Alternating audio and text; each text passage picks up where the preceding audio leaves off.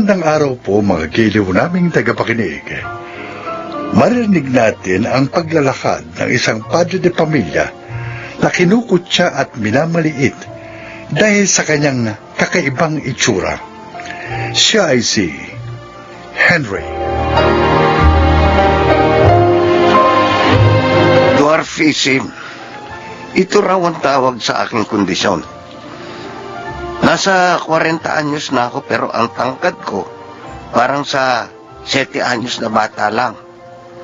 Sa kabila nito, masaya ako dahil nagkaroon ako ng asawa at anak na sa kabutihan palad, hindi nagmana sa akin. Kenneth, samahan mo muna ako sa tindahan namin, ha? Dadaan ako doon para humingi ng baon kay Mama para bukas. Bakit hindi mo na lang siya hintayin sa bahay nyo? Hindi siya uuwi ngayon kasi maaga siya magbubukas ng tindahan bukas. Tuwing Biyernes, marami namimili ng maaga Tapos may mga magde-deliver pa ng mga gulay. Ganun ba? Oo. Ay, siya nga pala. Recognition na natin bukas. Sino nga attend sa'yo? Si Mama. Ikaw? Si Mama, syempre. Alam nga naman si Papa. Sa makabilang bahay na yun. Teka, ang mama mo lang nga attend sa'yo. Paano papa mo? Ayoko siyang umattend. Bakit? Basta. Niiyak ka ba? Na makita ng mga classmates natin ang papa mo?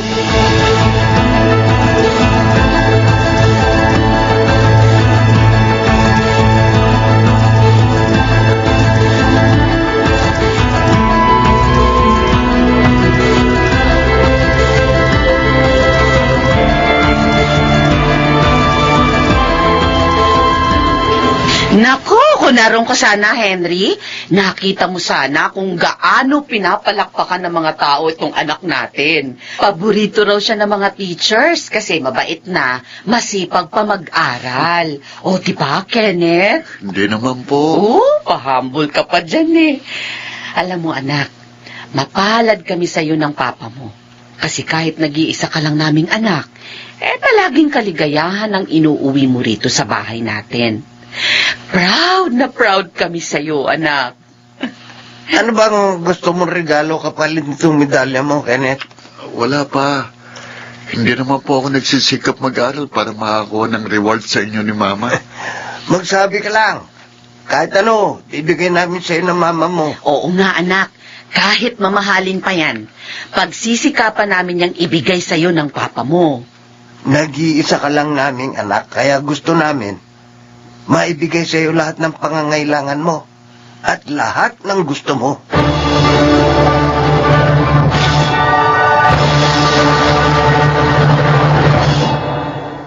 Ayun lang. Pagbilan mo nga ako ng pakwan. Nako! Ang isang pakwan ay halos 3 kilo. Ang bigat niyan, Henry, ha? Kaya mo ba itong bitbitin? Mukhang malaki pa sa ulo mo itong pakwan na ito, Problema ko na yan. Kaya ko man o hindi bitbitin ng pakwan.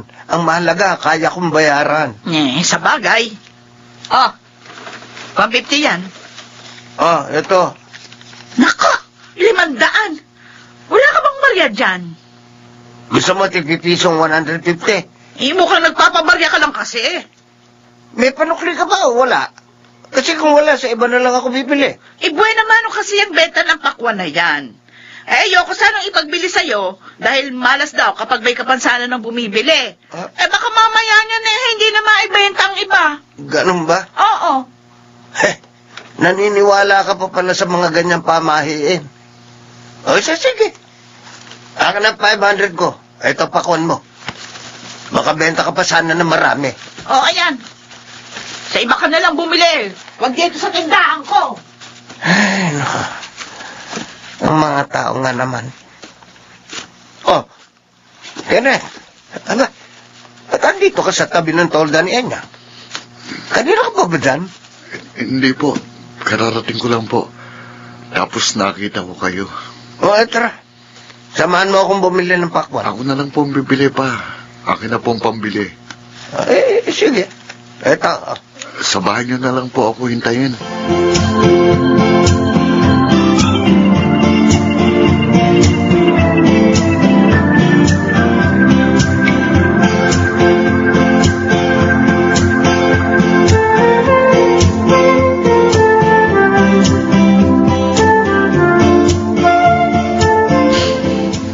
Kenneth, bakit kanina ka pa walang imik? Ayaw mo bang makita uli ang tatay mo? Oh, bakit pa? Iniwan niya kami ni na mama. Kaya ayoko sa kanya. Sa tingin mo, kung kasama nyo ngayon ang tatay nyo, ano kaya ang pagkakaiba? Siguro mas magulong buhay namin. Palagi kasi sila nag-aaway ni mama eh. Alam mo, buti ka pa nga eh. Mababait ang mga magulang mo. Tapos ang papa mo masipag. Kahit may kapansanan siya, pero naghahanap buhay siya. O, tignan mo itong suot kong sapatos. O, siya kaya gumawa nito. Oh, bakit ka nagbubuntong hininga? Naiisip ko lang, paano kaya kung hindi unano si Papa? Paano kaya kung normal ang itsura niya? Ayaw mo ba sa papa mo? Ayaw mo ba na ganyan siya? Kung papipiliin ako, sana normal na lang din ang Papa ko. Kenneth?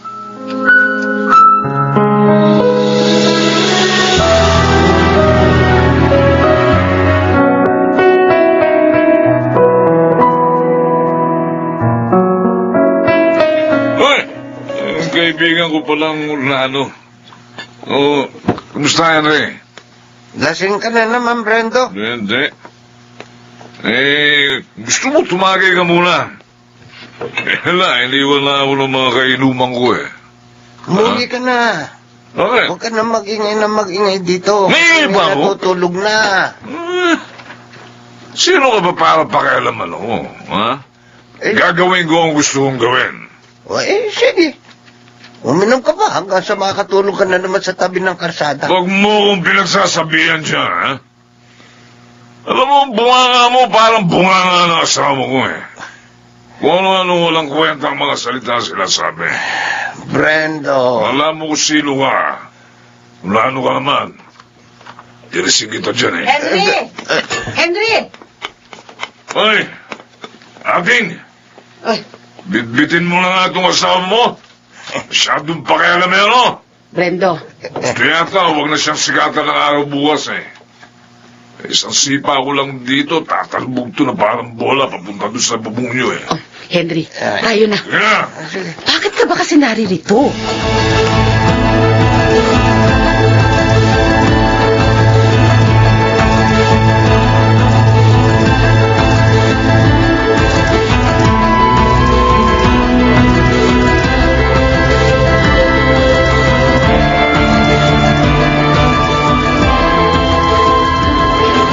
Maingay kasi. Naiistorbo nga na si Kenneth. Nag-aaral yung bata, hindi makakonsentrate kasi maingay siya. Kahit na. Huwag kang papatol sa mga ganyang lasenggo. Hindi mo alam ang tumatakbo sa isip nun. Paano kung may patalim pala yun, tapos nagdilim ang paningin? Maliit naman ako. Kayang-kaya ko lumusot sa gitna ng hita niya. Baka nga, hindi niya ako maabutan kung hahabulin niya ako kasi susuray-suray na siya. Hindi mo ako naiintindihan eh. Oo na. Tama na yan. Hindi ko na uulitin. Mabuti pa, magbihis ka na. Oh, Kenneth, anak. Bakit gising pa po kayo? Wala. May pinag-uusapan lang kami ng papa mo. Istorbo ka ba namin?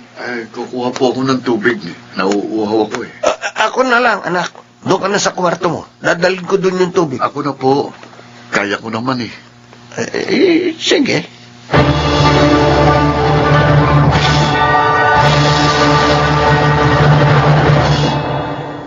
Kenneth, ano gusto mo almusal? Maga po akong alis.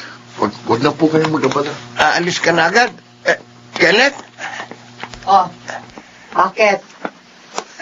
Tinatanong ko kung anong gustong almusal. Ayun, tinalikuran ako. Hayaan mo na. Nagmamadali siguro. Madalas kong napapansin na parang iba makitungo sa papa niya si Kenneth. Bakit kaya?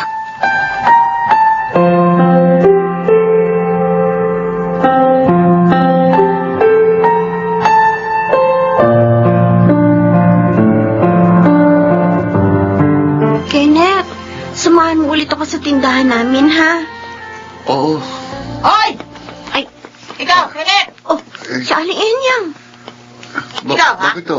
Ikaw, sabi ng anak ko, ikaw yung nakita niyang nagpagulong ng mga tinda kong pakwan nung isang linggo. Oh, Pinagulong mo raw sa kalsada, nakita ka niya. may ebidensya po ba kayo? Hindi magsisinungaling ang anak ko. Eh, Walang may biyak. nam- aray ko. Ay, naku! Sandali po, bitiwan niyo si Kenneth, Aling Enyang! Aray ko! Ano yan, ha? Ito buwisit na to. Sinayang yung mga tinda kong pakwan. Bakit ito na yung lalo, ha? Ay, Kenneth, halika na, tumakbo na tayo, tumakas na Ay, tayo. shh! Ah, Anong problema mo sa mga tindang pakwan ng biyanan ko, ha? Ha? Ay, Kenneth, huwag mo na siyang titigan na masama. Baka kung ano gawin niya sa'yo. Nakatitig ka. Bakit? Kaya mo ba akong labanan? Ha? Kenneth! Ano? Yan! Yan ang napala mo! Pag pinagdidilatan mo pa rin ako, ha? Gago ka talaga. Ayop ka! Oh, Magbubuhatan ng kamay ang anak ko! dugo. Ay, Brando! Dugo ang Ay, ulo dugo ko. kayo sa galit. Tatawag ako ng tanod! Tatawag ako ng tanod!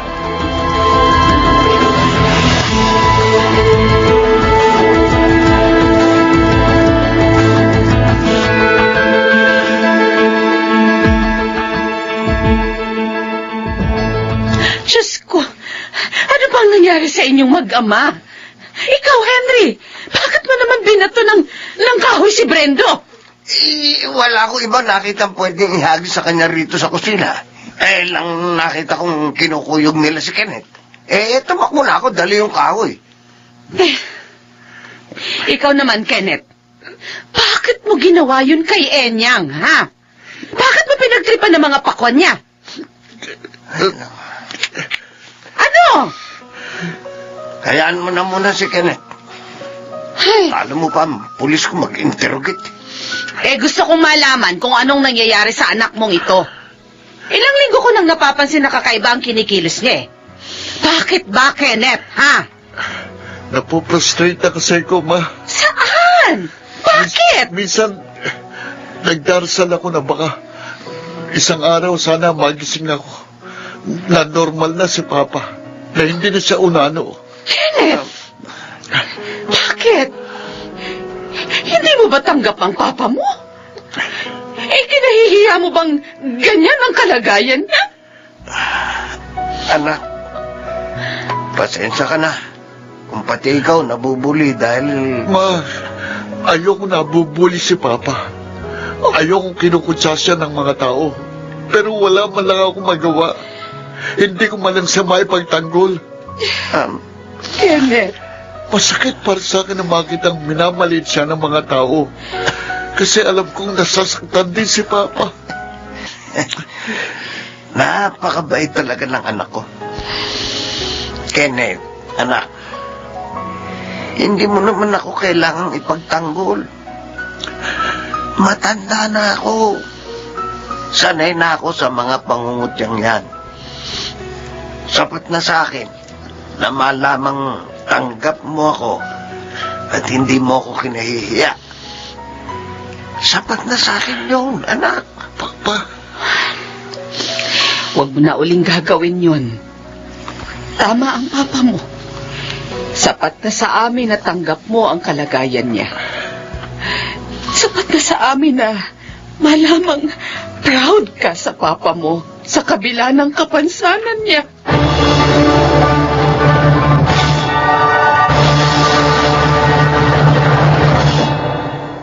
Kahit maliit akong tao, pakiramdam ko ng mga oras na yon, napakalaki ko.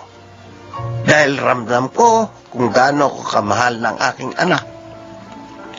May nangunguntya man sa akin, hindi ako natitinag dahil para sa akin, ang irespeto at ipagmalaki ng nag-iisa kong anak ang higit na mahalaga. Ako si Henry, at ito ang aking buhay. Hindi natin kailangan ng papuri ng buong mundo. Ang mahalaga, mahal tayo ng mga taong pinahahalagahan natin. Mga nagsiganap. Chiquit del Carmen Amor, June Martin Legaspi, Jeneline de la Cruz, Phil Cruz, Rosana Villegas, at Lionel Benamin sa papel na Henry. Naglapat ng angkop na tunog Jerry Butia, sa musika Buboy Salonga, supervisyong teknikal Eric Lucero at Bong Piar, creative consultant Phil Cruz, production assistant Anching Cruz. Ito'y mula sa panulat ni Rita Labanon, sa direksyon June Martin Legaspi at Maynard Landicho Jr. Ito ang aking buhay.